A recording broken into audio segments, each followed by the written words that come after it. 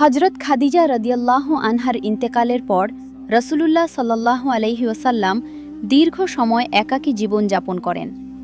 খাদিজা রাদিয়াল্লাহু আনহার সঙ্গে তার গভীর ভালোবাসা, পারিবারিক বন্ধন ও মানসিক নির্ভরতা এতটাই দৃঢ় ছিল যে তার ইন্তেকালের পর নবীজির জীবনে এক শূন্যতা তৈরি হয়। এই একাকিত্বের মধ্যেই আল্লাহ তাআলা নবীজির জন্য ভবিষ্যৎ উম্মতের কল্যাণে নতুন এক অধ্যায় রচনা করেন, যার অন্যতম কেন্দ্রবিন্দু হল উম্মুল মুমিনিন আয়েশা রাদিয়াল্লাহু আনহার সঙ্গে তার বিবাহ। এই বিয়ের সূচনা ঘটে খাওলা বিনতে হাকিম রাদিয়াল্লাহু আনহার মাধ্যমে। তিনি ছিলেন উসমান ইবনে মাজুনের স্ত্রী এবং একজন বিচক্ষণ ও কল্যাণকামী নারী। নবীজির একাকিত্ব লক্ষ্য করে তিনি একদিন সাহস করে প্রশ্ন করেন, হে আল্লাহর রাসূল, আপনি কি আর বিয়ে করবেন না? হে আল্লাহর রাসূল, আপনি কি আর বিয়ে করবেন না?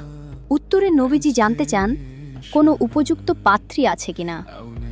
খাওলা জানান, কুমারী ও বিধবা উভয় ধরনের পাত্রী আছে।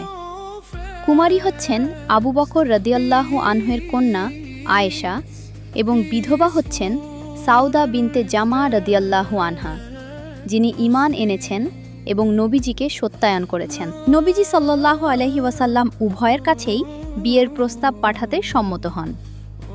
এরই ধারাবাহিকতায় খাওলা রাদিয়াল্লাহু আনহু প্রথমে যান আবু বকরের ঘরে। সেখানে আয়েশার মা উম্মে রুমানের সঙ্গে তার সাক্ষাৎ হয়। তিনি আনন্দের সঙ্গে প্রস্তাবের কথা জানালেও উম্মে রুমান জানান আবু বকর ঘরে নেই, তিনি এলে সিদ্ধান্ত হবে। আবু বকর ফিরে এলে প্রস্তাব শুনে প্রথমে তিনি বিস্মিত হয়ে বলেন, মুহাম্মদ তো আমার ভাই, তার জন্য কি আমার মেয়ে বৈধ হবে? এই প্রশ্ন ছিল তৎকালীন আরব সমাজের প্রচলিত একটি ধারণা থেকে উৎসারিত, ধর্মীয় ভ্রাতৃত্বকে রক্ত সম্পর্কে সমতুল্য ভাবা। এই সংশয় দূর করতে খাওলা রাদিয়াল্লাহু আনহু নবীজির কাছে ফিরে আসেন। নবীজি সাল্লাল্লাহু আলাইহি ওয়াসাল্লাম স্পষ্টভাবে জানান, আবু বকর তার ধর্মের ভাই, রক্ত সম্পর্কীয় ভাই নন। সুতরাং তার মেয়ে আয়েশার সঙ্গে বিবাহ সম্পূর্ণ বেদ। এই ব্যাখ্যা পেয়ে আবু বকর রাদিয়াল্লাহু আনহু প্রস্তাবে সম্মতি জানান। এর মাধ্যমে আরব সমাজের একটি ভ্রান্ত ধারণার অবসান ঘটে। তবে এখানে আরেকটি বিষয় উল্লেখযোগ্য। আয়েশার জন্য পূর্বেই মুতিম ইবনে আদির ছেলে জুবায়েরের সঙ্গে বিয়ের কথা চলছিল এবং আবু বকর রাদিয়াল্লাহু আনহু তাতে সম্মতিও দিয়েছিলেন। নবীজির প্রস্তাব আসার পর তিনি সেই পুরনো প্রতিশ্রুতি নিয়ে দ্বিধায় পড়েন। বিষয়টি পরিষ্কার করতে তিনি মুতিম ইবনে আদির ঘরে যান।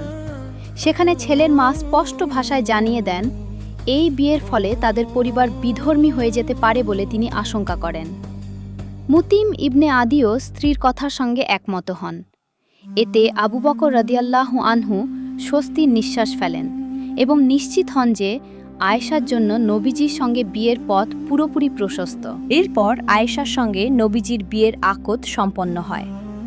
তবে তখনই বাসর অনুষ্ঠিত হয়নি, কারণ সে সময় আয়েশার বয়স ছিল মাত্র 6 বছর। তিনি তখনও ছিলেন শিশু স্বভাবের, খেলাধুলা প্রবণ ও দুরন্ত। তার এই শিশুসুলভ আচরণে কখনো কখনো মা উম্মে রুমান বিরক্ত হয়ে শাসন করতেন। নবীজি সাল্লাল্লাহু আলাইহি ওয়াসাল্লাম এই দৃশ্য দেখে ব্যথিত হতেন এবং আয়েশার প্রতি কোমল আচরণের নির্দেশ দিতেন। এমনকি একবার আয়েশাকে কাঁদতে দেখে তিনিও অশ্রু সজল হয়ে পড়েন এবং উম্মে রুমানকে স্মরণ করিয়ে দেন আয়েশার প্রতি দয়ার আচরণ করার ব্যাপারে। পরে যখন আয়েশার বয়স 9 বছরে উপনীত হয়, তখন নবীজির সঙ্গে তার সংসার জীবন শুরু হয়। এই ঘটনাটি আয়েশা রাদিয়াল্লাহু আনহা নিজেই বিশদভাবে বর্ণনা করেছেন। তিনি বলেন, হিজরতে 3 বছর আগে শাওয়াল মাসে তার বিয়ে হয় এবং পরে পরিবারের সঙ্গে মদিনায় হিজরত করেন। এ উপলক্ষে কোনো বড় আয়োজন, পশু জবাই বা জাঁকজমক হয়নি। শুধু সাদ ইবনে উবাদা রাদিয়াল্লাহু আনহু বিশেষ খাবার পাঠিয়েছিলেন।